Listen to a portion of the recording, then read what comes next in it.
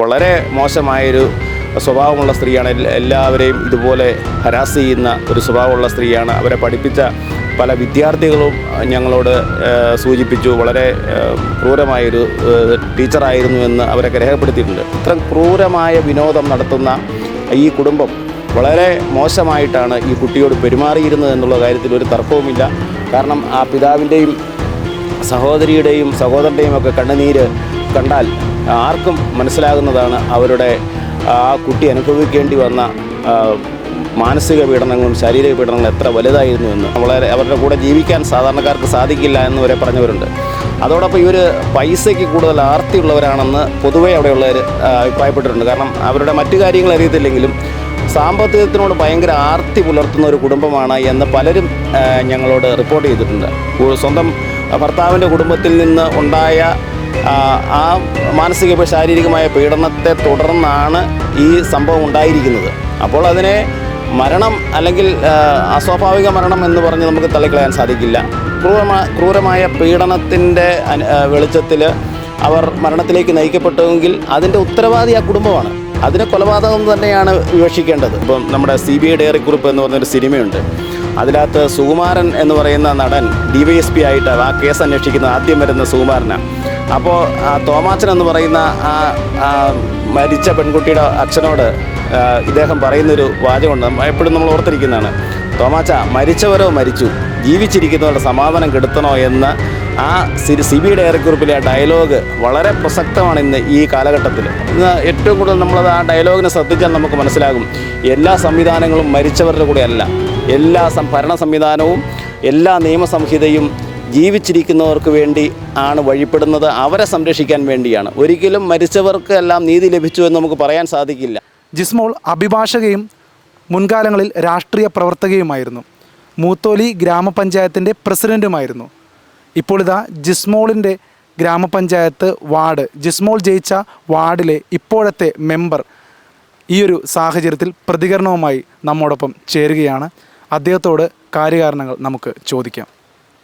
ചേട്ടാ, ഒന്ന് സ്വയം പരിചയപ്പെടുത്താമോ? എൻ്റെ പേര് NK ശശികുമാർ. ഞാൻ മുത്തോലി ഗ്രാമപഞ്ചായത്ത് മെമ്പറാണ്.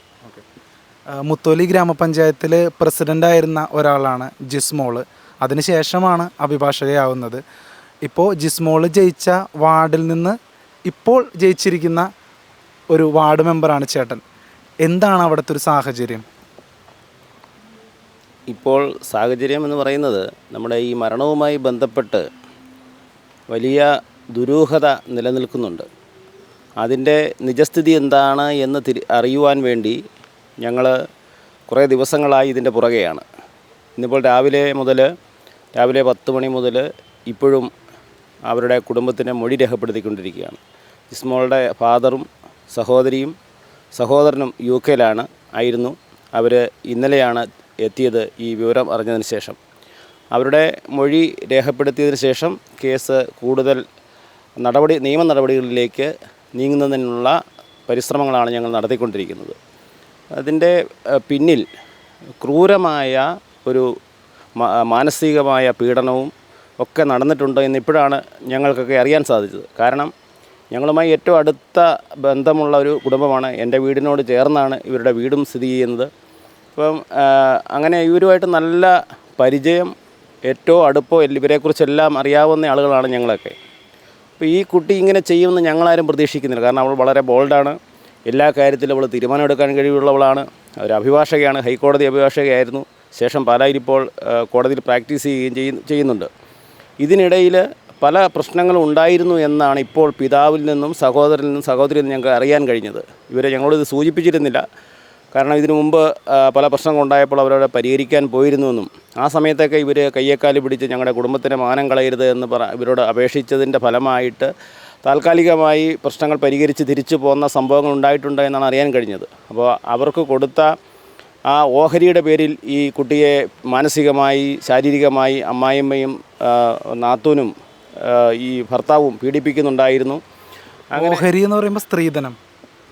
ഓഹരി എന്ന് പറഞ്ഞാൽ കുടുംബ ഷെയറായിട്ട് ജിസ്മോളുടെ പിതാവ് നൽകിയ ആ ഓഹരി അത് കുറഞ്ഞുപോയി എന്ന് പറഞ്ഞ് അതിൻ്റെ പേരിൽ ജിസ്മോളെ മാനസികമായി പീഡിപ്പിക്കുന്ന സ്വഭാവം വിവാഹം കഴിഞ്ഞപ്പോൾ മുതൽ ഉണ്ടായിരുന്നു എന്നാണ് ഇപ്പോൾ ഇവരിൽ നിന്ന് ഞങ്ങൾക്കറിയാൻ കഴിഞ്ഞത്.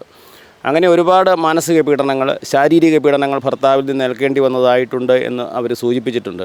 അപ്പോൾ ഇത്തരത്തിൽ ഈ ഫാമിലി വളരെ ക്രൂരമായിട്ട് ഈ കുട്ടിയോട് പെരുമാറിയിരുന്നു എന്നുള്ളത് ഇപ്പോൾ വെളിവാകുന്നുണ്ട്. നിറത്തിൻ്റെ പേരിലടക്കം പറഞ്ഞിരുന്നു. നിറത്തിൻ്റെ പേരിലും ഈ ഓഹരിയുടെ പേരിലുമൊക്കെ ഈ കുട്ടിയെ മാനസികമായി തളർത്തിയിരുന്നു. പക്ഷേ ഇവൾ ഇങ്ങനെ ചെയ്യുമെന്ന് ഞങ്ങളാരും പ്രതീക്ഷിച്ചിരുന്ന കാര്യമല്ല. അവൾ വളരെ ബോൾഡായ ഒരു കുട്ടിയാണ് എന്ന് ഞങ്ങൾക്കെല്ലാവർക്കും അറിയാം, നാട്ടുകാർക്കറിയാം, ആ പ്രദേശത്തുള്ളവർക്കൊക്കെ അറിയാം. അപ്പോൾ ഇത്തരത്തിലൊരു സംഭവം ഉണ്ടാകണമെങ്കിൽ അതിൻ്റെ പിന്നിൽ ഇവൾ ഈ മരണത്തിലേക്ക് പോയ ആ ദിവസം, അതിന് മുമ്പത്തെ 2 ദിവസങ്ങളിൽ ആ വീട്ടിൽ എന്തോ വലിയ ഒരു ദുരൂഹത നിറഞ്ഞ സംഭവം ഉണ്ടായിട്ടുണ്ട് എന്നുള്ളതാണ് ഞങ്ങളുടെ വിശ്വാസം. കാരണം ഇദ്ദേഹത്തിൻ്റെ ജിസ്മോളുടെ പിതാവ് UK നിന്ന് ആ കഴിഞ്ഞ 2 ദിവസം വിഷു ദിനത്തിലൊക്കെ വിളിച്ചിട്ട് ഫോൺ അറ്റൻഡ് ചെയ്തിട്ടില്ല. അവളുടെ കയ്യിൽ ഫോണില്ലായിരുന്നു എന്നാണ് അറിയാൻ കഴിഞ്ഞത്. അവൾ തിരിച്ച് വിളിക്കുന്നതാണ് അല്ലെങ്കിൽ. അപ്പോൾ ആ സമയത്തൊക്കെ എന്തോ വലിയൊരു പ്രശ്നം ആ വീട്ടിൽ നടന്നിരുന്നു എന്ന് ഞങ്ങൾക്ക് ഉറപ്പുണ്ട്. അല്ലെങ്കിൽ ഒരിക്കലും ഈ കുട്ടികളെയും കൂട്ടി ഈ ജിസ്മോൾ അങ്ങനെയൊരു സംഭവം ഉണ്ടാകില്ലായിരുന്നു. അതിൻ്റെ പിന്നിൽ ഈ കുടുംബമാണ്. ഈ കുടുംബത്തിലെ ഈ മാതാവ് എന്ന് പറയുന്ന ഒരു ടീച്ചറായിരുന്നു. അവർ വളരെ ക്രൂരമായ വിനോദം നടത്തുന്നയാളാണ് ഈ ജിസ്മോളോട്. കാരണം അവരെക്കുറിച്ച് നാട്ടിലൊക്കെ ഞങ്ങൾ അന്വേഷിച്ചപ്പോൾ അറിയാൻ കഴിഞ്ഞത് വളരെ മോശമായൊരു സ്വഭാവമുള്ള സ്ത്രീയാണ്. എല്ലാവരെയും ഇതുപോലെ ഹരാസ് ചെയ്യുന്ന ഒരു സ്വഭാവമുള്ള സ്ത്രീയാണ്. അവരെ പഠിപ്പിച്ച പല വിദ്യാർത്ഥികളും ഞങ്ങളോട് സൂചിപ്പിച്ചു, വളരെ ക്രൂരമായൊരു ടീച്ചറായിരുന്നു എന്ന് അവരൊക്കെ രേഖപ്പെടുത്തിയിട്ടുണ്ട്. അപ്പം അങ്ങനെയൊരു സാഹചര്യത്തിൽ ഈ പെൺകുട്ടി അവിടെ ചെന്നപ്പോൾ ഇവൾ LLB പാസ്സായതാണ്, ഹൈക്കോടതിയിൽ അഭിഭാഷകയായിരുന്നു. അപ്പോൾ അങ്ങനെയൊക്കെയുള്ളൊരു കുട്ടി അവിടെ ഇത്രയും കാലം പിടിച്ചു നിന്നത് ഇന്നല്ലെങ്കിൽ നാളെ നന്നാകുമെന്ന പ്രതീക്ഷയിലായിരുന്നു എന്നാണ് കുടുംബം പറഞ്ഞിരിക്കുന്നത് ഞങ്ങളോട്. കാരണം ഇന്നല്ലെങ്കിൽ നാളെ ഈ പ്രശ്നങ്ങളൊക്കെ തീർന്ന് അവൾക്ക് നല്ലൊരു ജീവിതം, കുട്ടികളൊക്കെ ഉണ്ടാകുമ്പോൾ അങ്ങനെ മാറ്റം വരുമെന്നൊക്കെ പ്രതീക്ഷിച്ചിരുന്നു. പക്ഷേ ഒരു മാറ്റവും ഉണ്ടായില്ല. കുട്ടികളോടും വിവേചനം കാട്ടിയിരുന്നു എന്നുള്ളതാണ് അറിയാൻ കഴിഞ്ഞത്. പ്രത്യേകിച്ച് ഈ ജിമ്മിയുടെ ഭർത്താവിൻ്റെ സഹോദരി വിവാഹം കഴിഞ്ഞിട്ട് ഭർത്താവിൻ്റെ വീട്ടിലല്ല നിൽക്കുന്നത്, അവരിവിടെ വന്ന് നിൽക്കുകയും ആ നിൽക്കുന്ന സമയത്തൊക്കെ ഇവളെ ശാരീരികമായും മാനസികമായും വളരെയേറെ പീഡിപ്പിച്ചിട്ടുണ്ട് എന്നാണ് അറിയാൻ കഴിഞ്ഞത്. അപ്പോൾ അതൊക്കെ നമ്മൾ പരിശോധിക്കുമ്പോൾ ഒരു പോലീസ് അന്വേഷണത്തിലൂടെ മാത്രമേ ഇത്തരം കാര്യങ്ങൾ കണ്ടെത്താൻ സാധിക്കുകയുള്ളൂ. കാരണം മറ്റ് തെളിവുകളൊന്നും നമുക്ക് ഇതിന് ലഭ്യമായിട്ടില്ല. പക്ഷേ കൃത്യമായൊരു അന്വേഷണം പോലീസ് നടത്തി പ്രതികളെ അറസ്റ്റ് ചെയ്ത് ശരിയായ ചോദ്യം ചെയ്താൽ ഇത് വെളിവാകും. അതോടൊപ്പം അവിടെ ഒരു വീട്ടുജോലിക്കാരി ഉണ്ടായിരുന്നു. ആ വീട്ടുജോലിക്കാരിക്ക് കൃത്യമായിട്ടുള്ള കാര്യങ്ങൾ അറിയാം, വീട്ടിൽ നടക്കുന്ന കാര്യങ്ങളെല്ലാം കൃത്യമായിട്ട് അറിയാം. അപ്പോൾ അങ്ങനെ ഉള്ള ഒരുപാട് തെളിവുകൾ ശേഖരിക്കാൻ പോലീസിന് സാധിക്കും. അപ്പോൾ ആ തെളിവുകളൊക്കെ ശേഖരിക്കപ്പെട്ടാൽ ഈ പ്രതികളെ നിയമത്തിൻ്റെ മുന്നിൽ കൊണ്ടുവരാൻ സാധിക്കും, അവർക്ക് ശിക്ഷ വാങ്ങിക്കൊടുക്കാൻ സാധിക്കും. കാരണം ഇത്രയും ക്രൂരമായ വിനോദം നടത്തുന്ന ഈ കുടുംബം വളരെ മോശമായിട്ടാണ് ഈ കുട്ടിയോട് പെരുമാറിയിരുന്നത് എന്നുള്ള കാര്യത്തിൽ ഒരു തർക്കവുമില്ല. കാരണം ആ പിതാവിൻ്റെയും സഹോദരിയുടെയും സഹോദരൻ്റെയും ഒക്കെ കണ്ണുനീര് കണ്ടാൽ ആർക്കും മനസ്സിലാകുന്നതാണ് അവരുടെ ആ കുട്ടി അനുഭവിക്കേണ്ടി വന്ന മാനസിക പീഡനങ്ങളും ശാരീരിക പീഡനങ്ങളും എത്ര വലുതായിരുന്നു എന്ന്. അതാണ് ഞങ്ങൾക്ക് അറിയേണ്ടത്. ഇവരെന്താണ് ഈ കുട്ടിയോട് ആ 2 ദിവസം ചെയ്തത് എന്നുള്ളതാണ് ഞങ്ങൾക്ക് അറിയേണ്ടത്. അതിനുവേണ്ടിയുള്ള പോരാട്ടമാണ് ഞങ്ങൾ നടത്തിക്കൊണ്ടിരിക്കുന്നത്. ഞങ്ങൾ നീറിക്കാട് എന്ന് പറയുന്ന സ്ഥലത്ത് പോയി, പള്ളിയൊക്കെയുള്ള അടുത്താണുള്ളവരുടെ വീട്, അവിടെ പോയി ജനങ്ങളുടെ പ്രതികരണം എടുക്കുന്ന സമയത്ത് എല്ലാവരും ആ കുടുംബം അങ്ങനെ ഒരു കുടുംബമല്ല, അങ്ങനെയുള്ള ഒരു തരത്തിൽ വെള്ള പൂശാനാണ് ശ്രമിച്ചത് എന്ന് പറയാം. ഇപ്പോഴത്തെ സാഹചര്യങ്ങൾ വെച്ച് നോക്കുമ്പോൾ അവരുടെ അമ്മയെക്കുറിച്ച്, അതായത് ജിമ്മിയുടെ അമ്മയെക്കുറിച്ച് പറയുന്നത് അവരൊരു രോഗിയാണ്, ഒരു ക്യാൻസർ പേഷ്യൻറ്റോ അങ്ങനെ എന്തോ ആണെന്നുകൂടി പറയുന്നുണ്ട്. അപ്പോൾ അവരവിടെ ഇല്ലായിരുന്നു എന്ന് പറയുന്നുണ്ട്, അവരെന്തോ ഹോസ്പിറ്റലിൽ പോയേക്കായിരുന്നു എന്ന് പറയുന്നുണ്ട്. പക്ഷെ ഇപ്പോൾ ഇങ്ങനൊരു കടുത്ത ആരോപണങ്ങൾ ആ കുടുംബത്തിനെ കുറിച്ച് വരുമ്പോൾ അപ്പോൾ അവർ പറഞ്ഞതൊക്കെ കള്ളങ്ങളായിരുന്നോ എന്നൊരു സംശയത്തിലേക്കാണ് എത്തുന്നത്. അത് ആ നാട്ടുകാരെ സംബന്ധിച്ച് ഇവരെക്കുറിച്ച് കൂടുതൽ കാര്യങ്ങൾ അവർക്കറിയത്തില്ല. കാരണം ഇവരുടെ മറ്റുള്ളവരോടുള്ള സമീപനവും പെരുമാറ്റവും അങ്ങനെയാണ്. പക്ഷേ ഞങ്ങൾ പോയി അന്വേഷിച്ചതിൽ എനിക്ക് നല്ല ബന്ധമുണ്ട് ആ പ്രദേശത്തെല്ലാം പല ആളുകളുമായും. അവിടെയുള്ള ആളുകൾ പറഞ്ഞത് ഈ സ്ത്രീ വളരെ മോശമായൊരു സ്ത്രീയാണ്, അവരുടെ കൂടെ ജീവിക്കാൻ സാധാരണക്കാർക്ക് സാധിക്കില്ല എന്ന് വരെ പറഞ്ഞവരുണ്ട്. അതോടൊപ്പം ഇവർ പൈസയ്ക്ക് കൂടുതൽ ആർത്തിയുള്ളവരാണെന്ന് പൊതുവേ അവിടെയുള്ളവർ അഭിപ്രായപ്പെട്ടിട്ടുണ്ട്. കാരണം അവരുടെ മറ്റു കാര്യങ്ങൾ അറിയത്തില്ലെങ്കിലും സാമ്പത്തികത്തിനോട് ഭയങ്കര ആർത്തി പുലർത്തുന്ന ഒരു കുടുംബമാണ് എന്ന് പലരും ഞങ്ങളോട് റിപ്പോർട്ട് ചെയ്തിട്ടുണ്ട്. അത് ഏതാണ്ട് ശരിയാണ്. കാരണം അവർ സാമ്പത്തികത്തിൻ്റെ കാര്യത്തിൽ വളരെ ആർത്തിയുള്ള കുടുംബമാണ്. അതുകൊണ്ടാണ് ഈ പെൺകുട്ടിയോട് ഈ ഓഹരിയുടെ കാര്യത്തിൽ ഉള്ള ആക്ഷേപങ്ങൾ, ഞങ്ങളുടെ പെണ്ണിനെ കെട്ടിച്ചെടുത്ത് കൊടുത്തത് ഇത്രയാണ് എന്നുള്ള തരത്തിലുള്ള ആക്ഷേപങ്ങൾ ചൊരിയുന്നു. ഭക്ഷണം കഴിക്കാനിരിക്കുമ്പോഴൊക്കെ ഇങ്ങനെയുള്ള ആക്ഷേപങ്ങൾ ചൊരിയുന്നു. തീർച്ചയായും ഒരു സ്ത്രീയെ സംബന്ധിച്ച് മാനസികമായി ഇത്തരം സംഭവങ്ങൾ ഉണ്ടാകുമ്പോൾ, അല്ലെങ്കിൽ പീഡനങ്ങൾ ഉണ്ടാകുമ്പോൾ, മാനസികമായി അവരെ തകർക്കാൻ ശ്രമിക്കുമ്പോൾ തീർച്ചയായും ഒരു സ്ത്രീയെ സംബന്ധിച്ച് അവരെത്ര ഉന്നത മേഖലയിലുള്ളതാണെന്ന് പറഞ്ഞാലും അവർ മാനസികമായി തളരുമെന്നുള്ള കാര്യത്തിൽ ഒരു സംശയവും വേണ്ട. അതിൻ്റെ ഓരോ ഫലങ്ങളും പിന്നീട് കൂടുതൽ രൂക്ഷമാവുകയായിരുന്നു. അതിൽ ഇപ്പോൾ ഈ ഒരു സംഭവം നടന്നതിന് ശേഷം ആ ഒരു കുടുംബത്തിലുള്ള ആളുകളുടെ എന്തെങ്കിലും പ്രതികരണങ്ങളോ അങ്ങനെ എന്തെങ്കിലും, ഇവരൊക്കെ ഇപ്പോൾ എവിടെയാണ്, എന്താണ് അവരുടെ ഒരു സിറ്റുവേഷനോ അങ്ങനെ എന്തെങ്കിലുമൊക്കെ അറിയാൻ സാധിച്ചോ? അങ്ങനത്തെ കാര്യങ്ങളൊന്നും ഞങ്ങൾ അന്വേഷിച്ചിട്ടില്ല. കാരണം ഞങ്ങൾക്ക് വേണ്ടത് നീതിയാണ്. ആ നീതിക്ക് വേണ്ടിയുള്ള പോരാട്ടത്തിൽ ഞങ്ങൾ എത്രമാത്രം ഞങ്ങൾക്ക് എത്താൻ സാധിക്കും എന്നുള്ള ഒരു വലിയ നിശ്ചയത്തോടു കൂടിയാണ് ഞങ്ങൾ ഇറങ്ങിത്തിരിച്ചിരിക്കുന്നത്. അവരെ എവിടെ കാണുന്നു, അവരെന്ത് ചെയ്യുന്നു എന്നുള്ളത് ഞങ്ങൾക്ക് ബാധകമല്ല. പക്ഷേ നിയമം അനുശാസിക്കുന്ന എല്ലാ നടപടികളും അവരുടെ പേരിൽ നമ്മുടെ നിയമ സംവിധാനങ്ങൾ ചുമത്തി അവർക്ക് വേണ്ട ശിക്ഷാ നടപടികൾ വാങ്ങിക്കൊടുക്കുക എന്നുള്ളത് ഇനി നിയമത്തിൻ്റെയും പോലീസിൻ്റെയും കടമ്പയാണ്. അത് ഭംഗിയായി നിർവഹിക്കപ്പെട്ടെങ്കിൽ മാത്രമേ ഈ ജിസ്മോൾക്കും ആ കുട്ടികൾക്കും നീതി ലഭ്യമായി എന്ന് നമുക്ക് പറയാൻ സാധിക്കുകയുള്ളൂ. അല്ലാത്തടത്തോളം കാലം നമുക്ക് നീതി ലഭ്യമായി എന്ന് വിശ്വസിക്കാൻ നമുക്ക് സാധിക്കില്ല. ഇപ്പോൾ ഈ ജിസ്മോളുടെയും മക്കളുടെയും ഒരു ആത്മഹത്യയല്ല, ഒരു കൊലപാതകമായിരുന്നു എന്നാണോ തറപ്പിച്ച് പറയുന്നത്? അല്ല, അത് കൊലപാതകമാണല്ലോ. ആ ജിസ്മോൾ മരണപ്പെട്ടു എന്നുള്ളത് വെറുതെ ഒരു സുപ്രഭാതത്തിൽ തോന്നി മരണപ്പെടുന്നതല്ലല്ലോ. സ്വന്തം ഭർത്താവിൻ്റെ കുടുംബത്തിൽ നിന്ന് ഉണ്ടായ ആ മാനസിക ശാരീരികമായ പീഡനത്തെ തുടർന്നാണ് ഈ സംഭവം ഉണ്ടായിരിക്കുന്നത്. അപ്പോൾ അതിനെ മരണം അല്ലെങ്കിൽ അസ്വാഭാവിക മരണം എന്ന് പറഞ്ഞ് നമുക്ക് തള്ളിക്കളയാൻ സാധിക്കില്ല. ക്രൂരമായ പീഡനത്തിൻ്റെ വെളിച്ചത്തിൽ അവർ മരണത്തിലേക്ക് നയിക്കപ്പെട്ടുവെങ്കിൽ അതിൻ്റെ ഉത്തരവാദി ആ കുടുംബമാണ്. അതിന് കൊലപാതകം തന്നെയാണ് വിവക്ഷിക്കേണ്ടത്. നിയമം അനുശാസിക്കുന്നതനുസരിച്ച് 7 വർഷം വിവാഹം കഴിഞ്ഞ് 7 വർഷത്തിന് മുന്നിലാണ് ഈ ഭർതൃവീട്ടിൽ ഈ പെൺകുട്ടി ഓരോ പെൺകുട്ടി മരിക്കുന്നതെങ്കിൽ അതിന് കടുത്ത നിയമം വിവക്ഷിക്കുന്നുണ്ട് നമ്മുടെ നിയമത്തിൽ. അങ്ങനെയെങ്കിൽ അത് എത്രയും പെട്ടെന്ന് പോലീസ് അതിന് വേണ്ട നടപടികൾ സ്വീകരിച്ച് ഇന്ന് മൊഴി രേഖപ്പെടുത്തിയതിന് ശേഷം ഇവരെ അറസ്റ്റ് ചെയ്യാനുള്ള നടപടികളിലേക്ക് കിടക്കണം. അവിടെയാണ് നിയമം നമുക്ക് സംരക്ഷണം നൽകുന്നുണ്ടോ എന്ന് ഞങ്ങൾക്ക് വിശ്വസിക്കാൻ സാധിക്കുകയുള്ളൂ. ഈ ജിമ്മിയുടെയും ജിസ്മോളുടെയും പ്രണയവിവാഹമായിരുന്നോ? ഒരിക്കലുമല്ല, അത് ആലോചിച്ചുള്ള വിവാഹമായിരുന്നു. ഓക്കെ. ഇപ്പോൾ ജിമ്മി കാരിത്താസിൽ ജോലി ചെയ്യുന്ന ഒരാളാണ്. അപ്പോൾ ഇതിന് ശേഷം ജിമ്മിയുടെ നേർക്ക് അധികം അമ്പുകളൊന്നും വന്നിരുന്നില്ല. കാരണം ഈ കുടുംബം വരുന്നതിന് മുമ്പ് വരെ, അതായത് ജിസ്മോളുടെ കുടുംബം എല്ലാവരുടെ മുന്നിലും ഇങ്ങനൊരു പത്രസമ്മേളനം കൊടുക്കുന്നതിന് മുമ്പ് വരെ ജിമ്മിയെ ഒരു വെള്ള പൂശുന്ന നിലയിലായിരുന്നു കാര്യങ്ങൾ, ആ കുടുംബത്തെ എല്ലാം. അപ്പോൾ അത്രത്തോളം ഒരു ഹോൾഡ് ഉള്ളത് കൊണ്ട് നീതി ലഭിക്കാതെ പോകും എന്ന് തോന്നുന്നുണ്ടോ എന്ന് നമുക്ക് പറയാൻ സാധിക്കില്ല. എന്നാൽ ഇന്നത്തെ നമ്മൾ പല കേസുകളിലും കണ്ടുവരുന്നതനുസരിച്ച് നീതി എത്രമാത്രം നടപ്പിലാക്കാൻ നിയമ സംവിധാനത്തിന് കഴിയുമെന്നുള്ളതും ഞങ്ങൾക്ക് സംശയമുണ്ട്. കാരണം പല രാഷ്ട്രീയ ഇടപെടലുകൾ അതിനകത്ത് നടക്കുന്നുണ്ട്. അവർക്ക് വലിയ സ്വാധീനമുള്ള ഫാമിലിയാണ്. അപ്പോൾ അത്തരത്തിലൊക്കെ വെച്ച് നോക്കുമ്പോൾ ഇന്ന് നമുക്കറിയാം നമ്മുടെ നിയമങ്ങളൊക്കെ എങ്ങോട്ടാണ് വഴിമാറുന്നത്. സാമ്പത്തികത്തിനും അല്ലെങ്കിൽ അവരുടെ മറ്റ് സംവിധാനങ്ങൾക്കുമൊക്കെ അനുസരിച്ച്, അവരുടെ പിടിപാടുകൾക്കൊക്കെ അനുസരിച്ച് നിയമങ്ങൾ മാറ്റിമറിക്കപ്പെടുന്നുണ്ട്. ഇതൊക്കെ പല കേസുകളിലും നമുക്ക് കാണുന്നതാണ്. ഇപ്പോൾ നവീൻ ബാബുവിൻ്റെ മരണത്തിലായാൽ പോലും നമുക്ക് കാണാൻ സാധിക്കുന്നത് വളരെ കൃത്യമായിട്ട് നമുക്ക് മനസ്സിലാക്കാൻ സാധിക്കും എന്താണ് സ്വാധീനത്തിൻ്റെ ബലത്തിൽ എന്തൊക്കെ ചെയ്യപ്പെടാൻ സാധിക്കും, എന്തൊക്കെ ആളുകൾക്ക് സംരക്ഷണം കിട്ടും എന്നുള്ളത് നമുക്ക് കാണുന്നതാണ്. അതുപോലെ തന്നെ ആണ് ഈ കാര്യത്തിൽ ഞങ്ങൾ കോടതിയിലായാലും ഫൈറ്റ് ചെയ്യും. ഏതറ്റം വരെ ഞങ്ങൾ ഇതിനു വേണ്ടിയുള്ള പോരാട്ടം നടത്തും.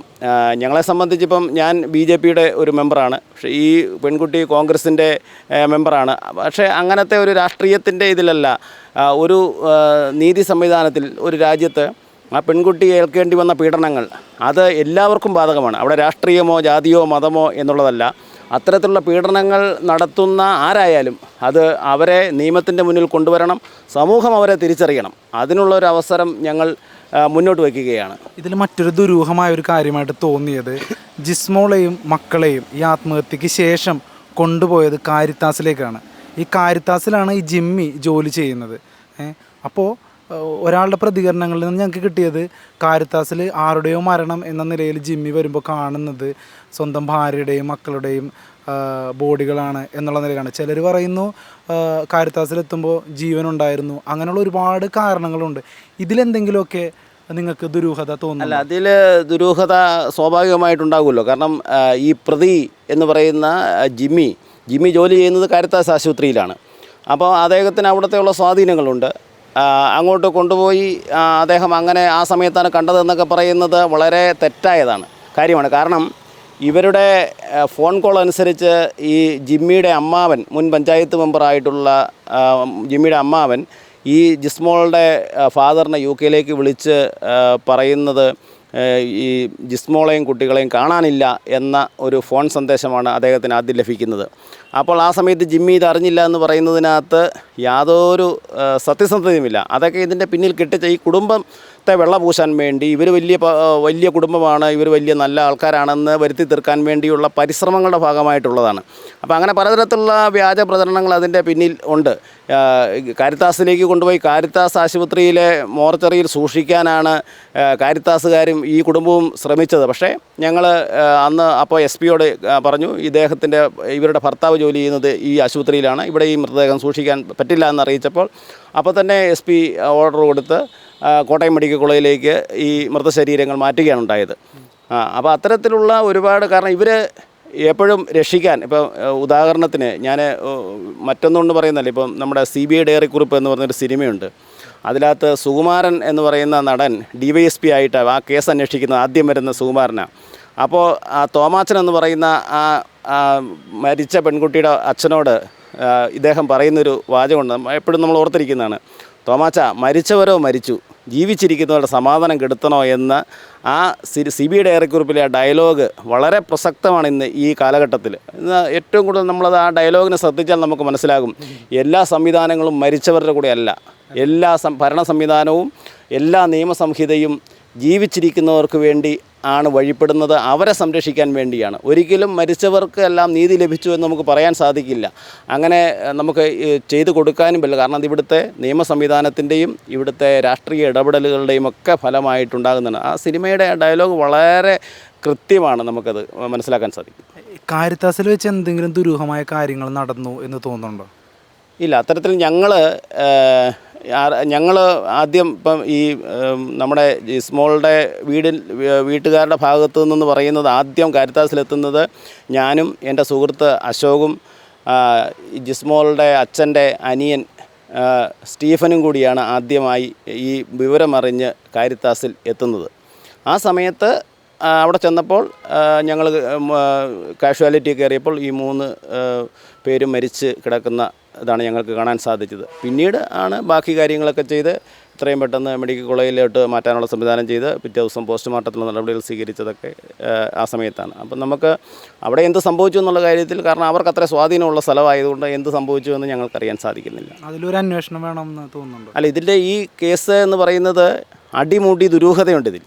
അപ്പോൾ ഇതിൽ അന്വേഷണം കൃത്യമായ നിലയിൽ നടന്നാൽ പോലീസ് അന്വേഷണത്തിന് ഇത് തെളിയിക്കാൻ സാധിക്കും, ഒരു സംശയവും വേണ്ട. പക്ഷേ പോലീസ് അന്വേഷണം കൃത്യമായി നടന്നാൽ എന്താണ് ആ വീട്ടിൽ നടന്നത്, എന്തുകൊണ്ട് ഇങ്ങനെയൊരു സംഭവ വികാസത്തിലേക്ക് ജിസ്മോളെ നയിച്ചു എന്നുള്ളത് നമുക്ക് മനസ്സിലാക്കാൻ സാധിക്കുള്ളൂ. ഇപ്പോൾ പ്രധാനമായിട്ടും പ്രതിപട്ടികയിൽ വരുന്നവരാരൊക്കെയാണ്? പ്രതിപട്ടികയിൽ ഈ ജിസ്മോളുടെ ഭർത്താവുണ്ട്, ജിസ്മോളുടെ മദറുണ്ട്, ഫാദറുണ്ട്, ജിസ്മോളുടെ സഹോദരിമാരുണ്ട്. അല്ല, അതായത് ജിസ്മോളുടെ സഹോദരിയല്ല, ജിസ്മോളുടെ അമ്മായിയമ്മ, ജിസ്മോളുടെ നാത്തൂൻ, ജിമ്മിയുടെ സഹോദരിമാർ, ഇത്രയും പേര് പ്രതിപട്ടികയിലുള്ളതാണ്. പിന്നെ ആ പിതാവ് ഉണ്ടോ? പിതാവ്, ജിമ്മിയുടെ പിതാവ്.